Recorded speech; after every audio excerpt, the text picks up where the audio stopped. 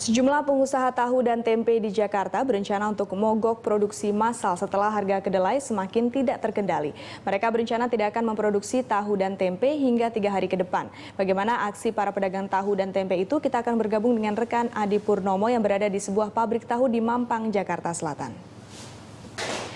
Ya, Adi, bagaimana rencana aksi mogok yang akan dilakukan pengusaha tahu dan tempe di Jakarta?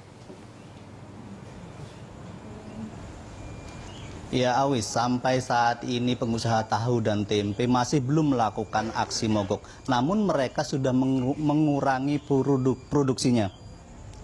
Dan sejak rupiah melemah dari dolar AS, harga kedelai mencapai hingga 900.000 per kuintal. Dari sebelumnya 750.000 per kuintalnya. Jadi ada kenaikan sekitar 150.000 per kuintalnya. Sebelum harga kedelai naik, produksi tahu ini menghabiskan sekitar 3 kuintal dalam sehari, namun saat ini maksimal hanya 1,5 kuintal saja. Dan para pengusaha tahu ini sudah menaikkan harga jual tahu dan tempenya, namun mereka mengaku mampu menutup biaya produksi ini. Nah, untuk lebih jelasnya apa sebenarnya yang akan dilakukan, dan untuk ini lebih jelasnya saya akan bertanya langsung kepada Bapak Sutarman selaku pengusaha tahu di Mampang ini. Ya, selamat pagi Bapak. Selamat pagi. Iya. Bagaimana dengan aksi mogok produksi, apakah sudah dilakukan Pak? Saat ini belum dilakukan, tapi rencana mogok ada. Ya. Kapan rencana mogok itu Pak? Ya, belum bisa ditentukan sih kalau mogok. Harusnya kita bareng-bareng mogok gitu. Kalau sendiri-sendiri nggak bisa. Oke.